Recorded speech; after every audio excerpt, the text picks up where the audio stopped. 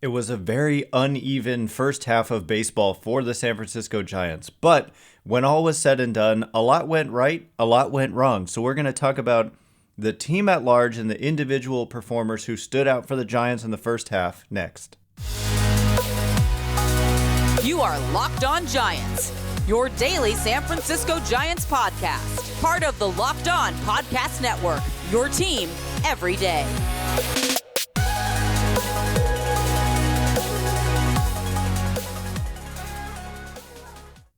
Hello and welcome to Locked On Giants, part of the Locked On Podcast Network, where it's your team every day. My name is Ben Kaspick, and on the show we provide daily episodes Monday through Friday, talking about the San Francisco Giants in a way that's data-driven and rational, but also simple, passionate, and accessible to all. I'm a former contributor for the baseball statistics and analysis websites Beyond the Box Score and Rotographs. I've been podcasting about the Giants since 2015, and I'm a lifelong fan.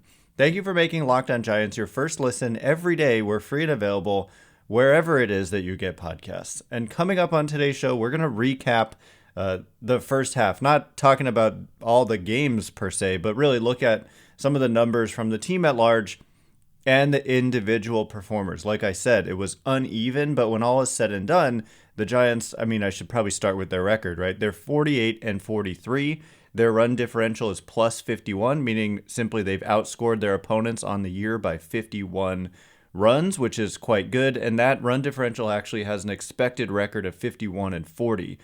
So the Giants have underperformed that by 3 wins. They're 12.5 games out of first place in the National League West. The Dodgers, as expected, are one of the best teams in baseball. I believe they're second in Major League Baseball, only behind the Yankees. So yeah, the division is looking tough, but the good news for the Giants is that they're only half a game out of a wild card spot, and they're only 2.5 games out of the second wild card spot. So they're very much in the thick of that race. So let's just jump right in, though. I want to look at starting with the offense. It's kind of generally where we like to start when we're thinking about baseball. We often go to hitting first, even though maybe we shouldn't always. But for the Giants, I think that something that gets lost with this team is that they overall have been a solidly above average offensive team. The Giants have a 107 weighted runs created plus as a team. 100 is league average, so that means 7% above league average overall offense. And this is a park adjusted number. So if you play for the Colorado Rockies, this number is going to, if you have the same average on base and slugging as the Giants, you have a worse weighted runs created plus because it's accounting for the fact that you're helped by your home ballpark. And for the Giants, they're hurt by their home ballpark, so it gives them a little bit of a boost in that, in this number because of their home ballpark. So anyway, that number is 10th in Major League Baseball, so it's not upper echelon. Last year, you have to take out pitchers when you look at data before 2022 when we have the universal DH. And when you take out pitchers last year at the All-Star break, the Giants were second in Major League Baseball behind only the Houston Astros. They had a 115 weighted runs created plus. So their offense was undeniably better last year at this time, but you're taking out a player, the pitchers.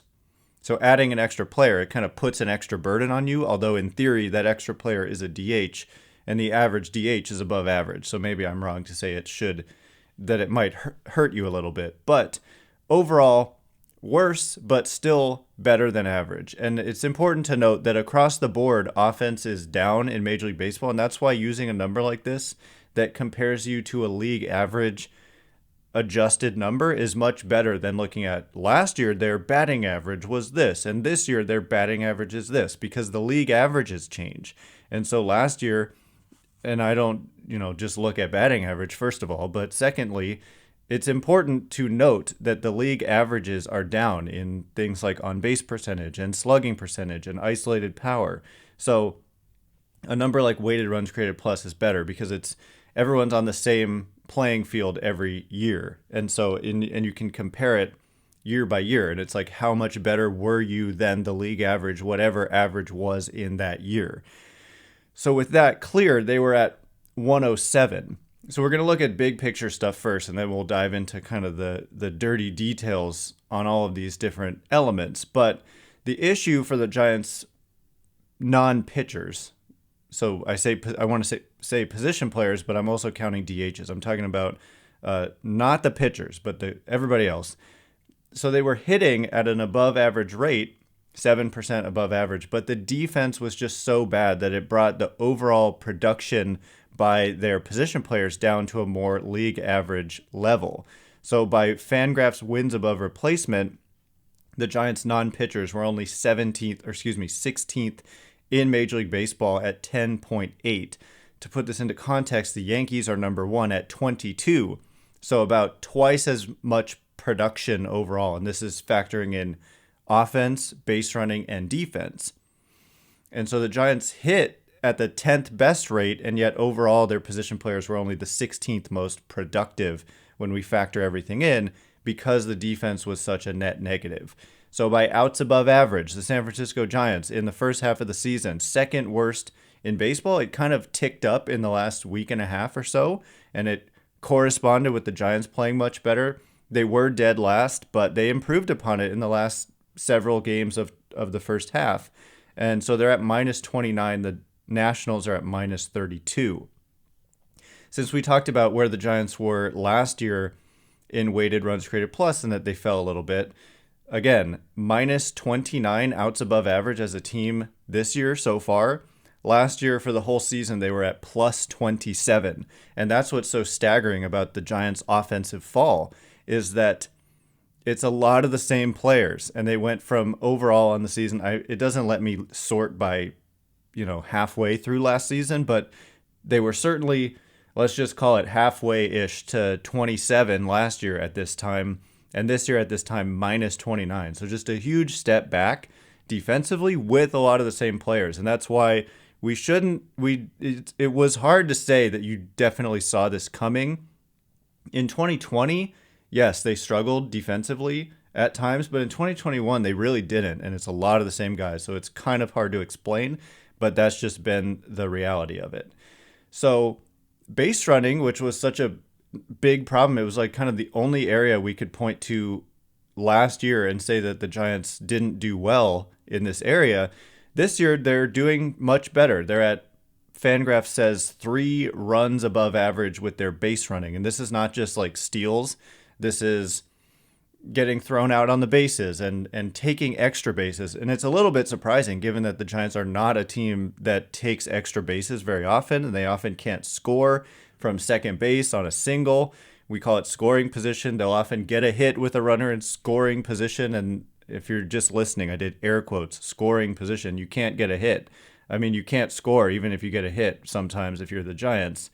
And also, just a note on scoring position. If you hit a double from first, you score. So I don't like that whole term scoring position. If you hit a homer, no matter where anybody is, they're scoring, as is the batter themselves. So regardless, the Giants did much better. I think you'll note that they didn't make a ton of base running blunders. Every team makes them. Yes, they happen sometimes, but there wasn't a big story or anything of the first half. So that's kind of the quick explanation for how the position players did. Coming up in just a second, we are going to look at the top individual performers and the worst individual performers from the position player side. So all of that in just a second. But first, whether you're ready to pop the question or you're celebrating a milestone moment, find jewelry as unique as her with the modern convenience of online shopping at BlueNile.com. Looking for fine jewelry but having trouble choosing?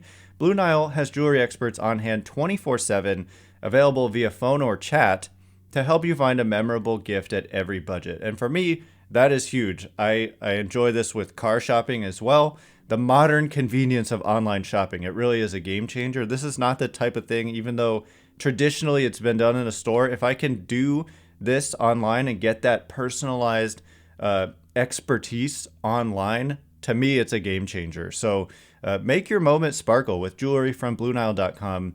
And going on now is the Blue Nile Anniversary Sale. Save up to 40% on classic fine jewelry pieces and 25% on engagement ring settings. Plus, every order is insured, ships free, and arrives in discreet packaging that won't give away what's inside. Shop stress-free and find your forever piece. Go to BlueNile.com today.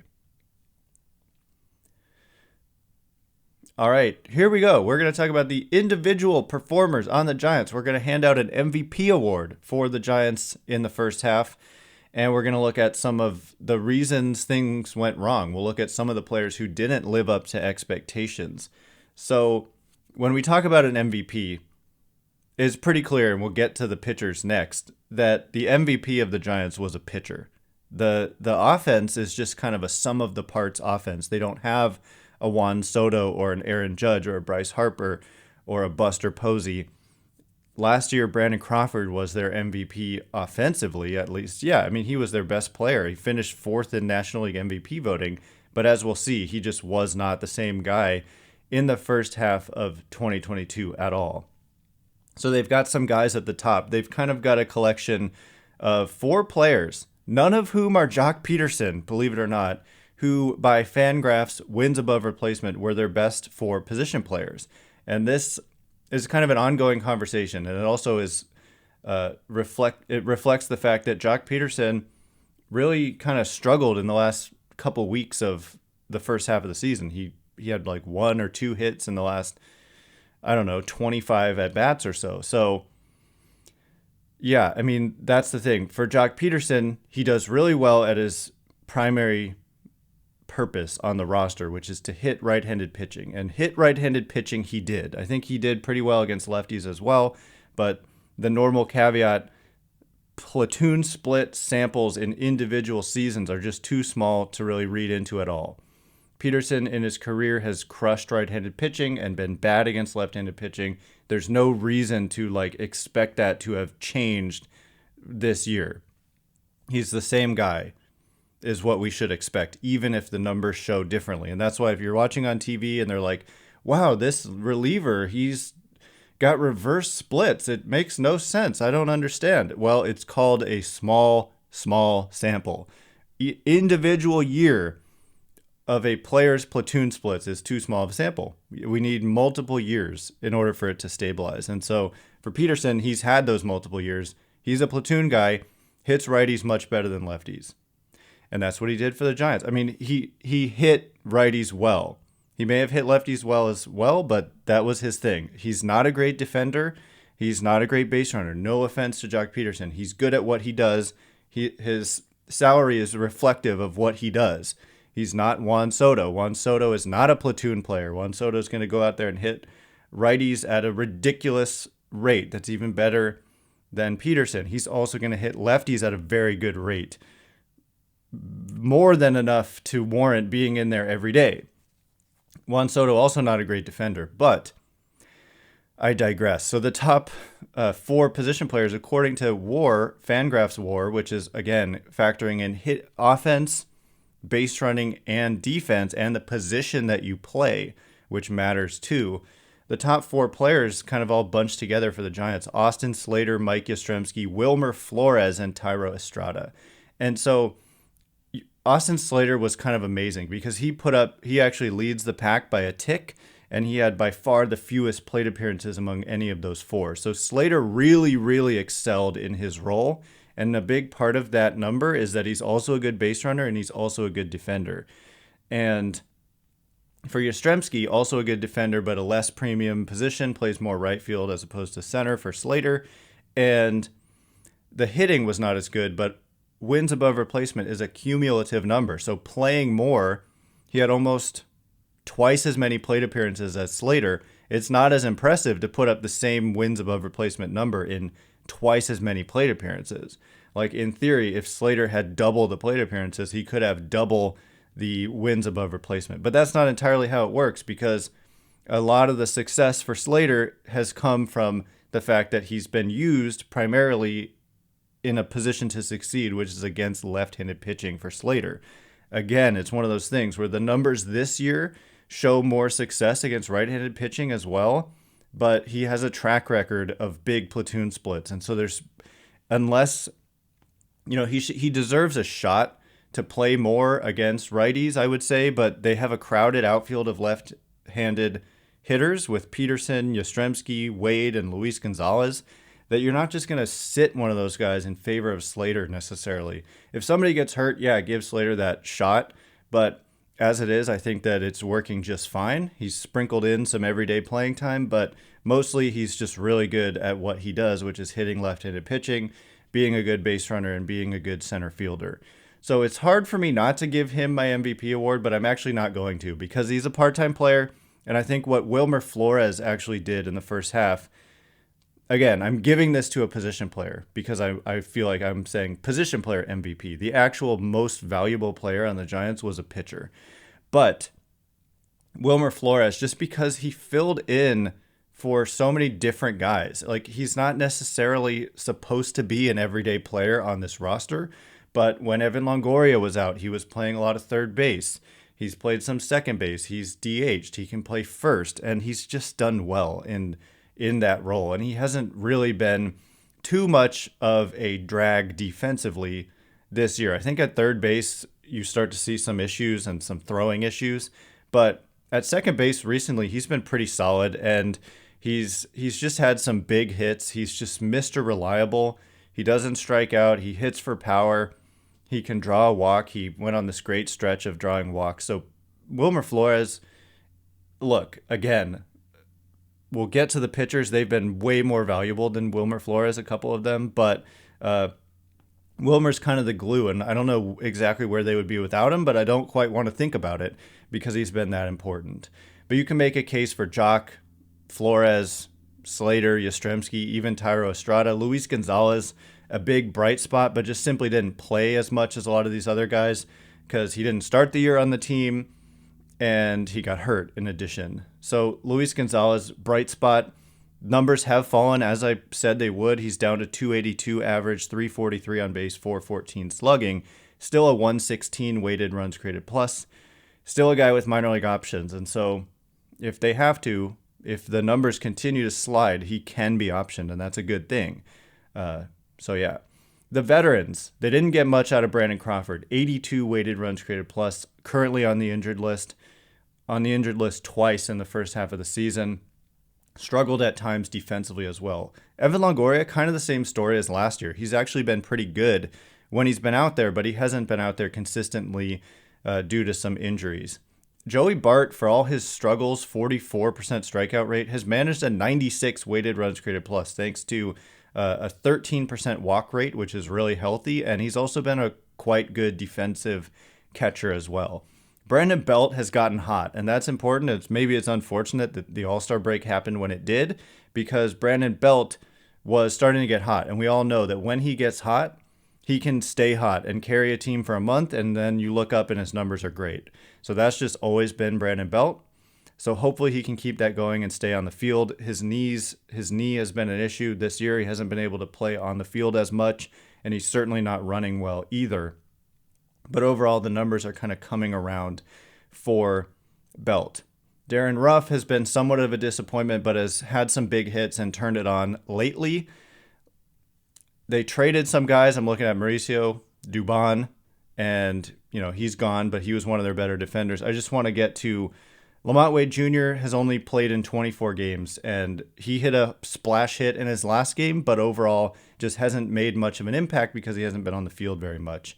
And Tommy La Stella has just been completely a lost cause for the Giants this year. He's been either hurt or ineffective, can't play the field, can't run, and hasn't really hit well, even though he's been DHing most of the time when he's been on the field. So something's going to have to happen there because I don't know how much longer they're going to be able to put up with it if he's not performing.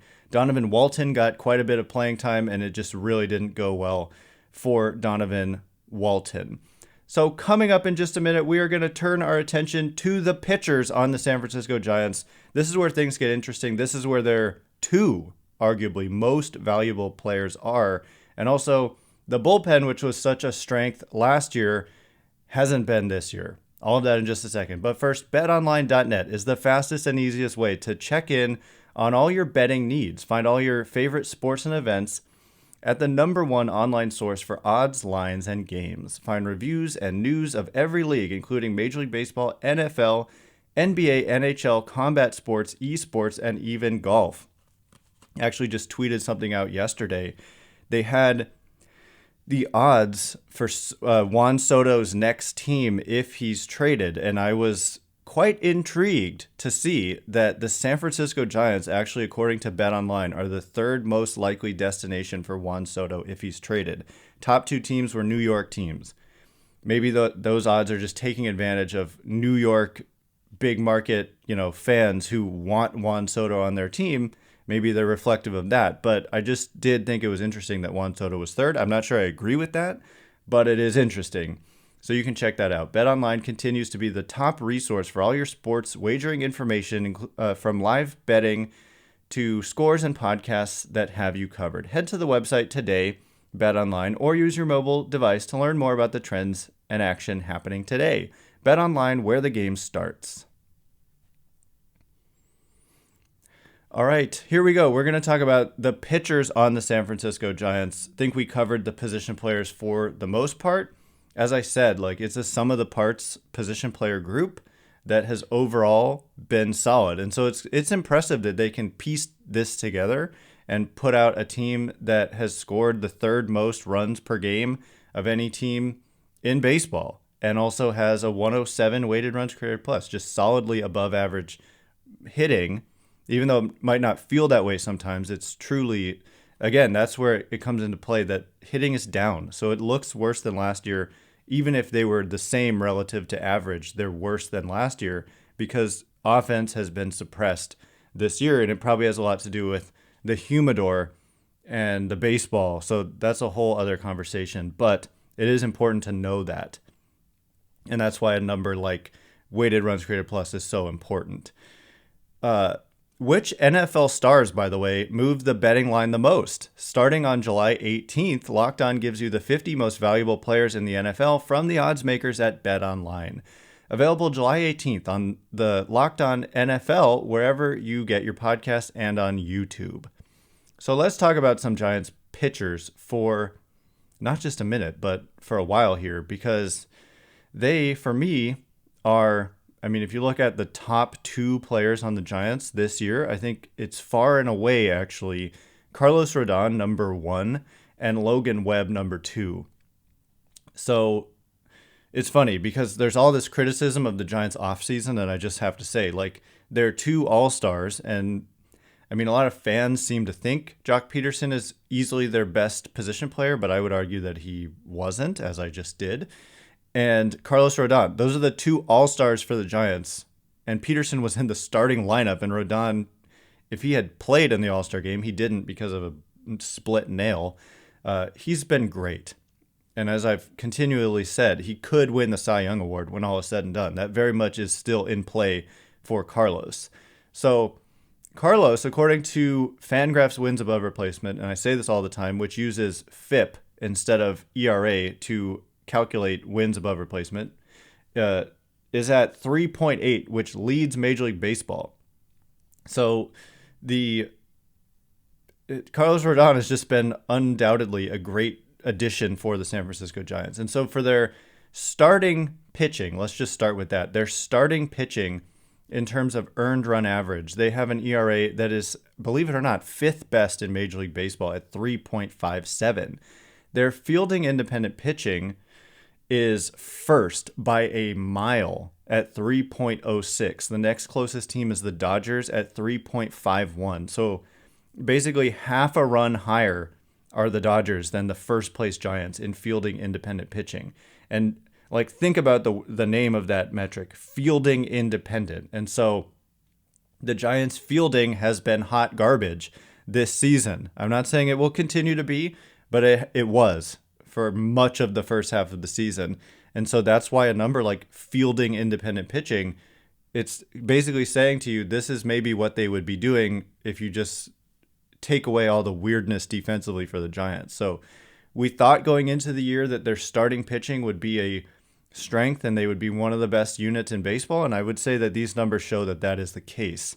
And guys like Wood and Cobb, they haven't had the results that you would expect based on the peripheral numbers. But all in all, when you look at Webb, Rodon, Cobb, and Wood, and everybody else who's made a start for the Giants, like I said, 5th best in Major League Baseball. Their ground ball rate is first by a mile at 50.4%. The next closest team is at 47.8, so it's not even close. Their walk rate is among the best in the game as well. They're not necessarily a super strikeout-oriented team. Their walk rate is 5th best.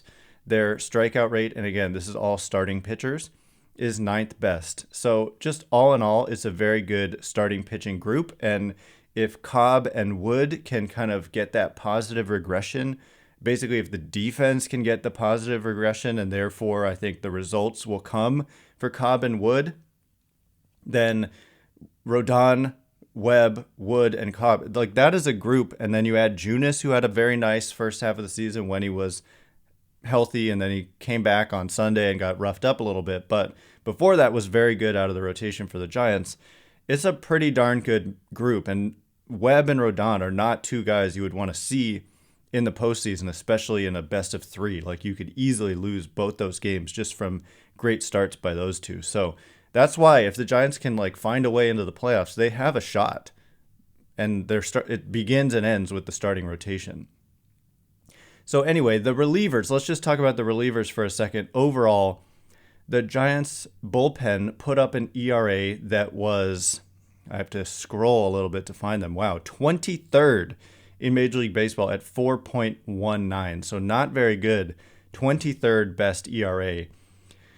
And ERA, of course, not park adjusted. So the Giants playing in a more pitcher-friendly ballpark, that ERA is actually like worse than it looks, because they should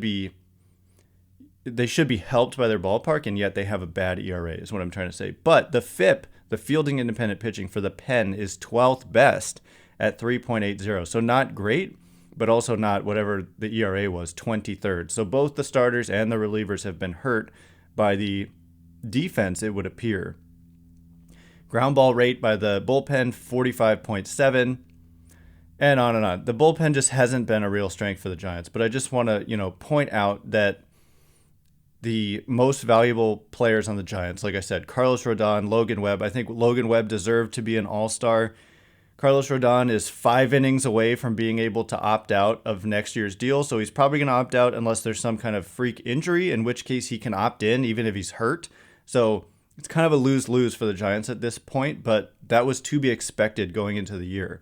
The only way he was going to stay was if he was bad or injured, and that remains true. And by stay, I do just mean he's going to opt out. It doesn't mean you can't re-sign him, but he's still going to opt out unless he gets hurt or just collapses in the second half, which I don't see happening. Injury could happen, but performance is good as long as he's healthy, I think. Logan Webb was really good. 2.83 ERA, 3.10 fielding independent pitching. Wood and Cobb have excellent peripherals. And again, I just want to reiterate, I expect them to rebound in a big way. And by rebound, I just mean I expect the ERA to get better and match up more with what the peripherals suggest. That tends to be how this works, and that's what I expect from them. Tyler Rogers, kind of not a Tyler Rogers-esque first half, had a 4.64 ERA, 3.02 expected ERA. So a lot of contact from Tyler Rogers, and when you have a defense that's struggling, he's been hurt by the defense a lot. John Brebia had a nice first half. Camilo Doval, when all was said and done, had a pretty darn solid, nice first half, 2.95 ERA.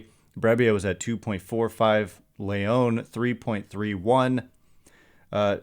Jose Alvarez, ineffective and injured. Zach Littell, ineffective. Jake McGee, very ineffective and ended up getting DFA'd.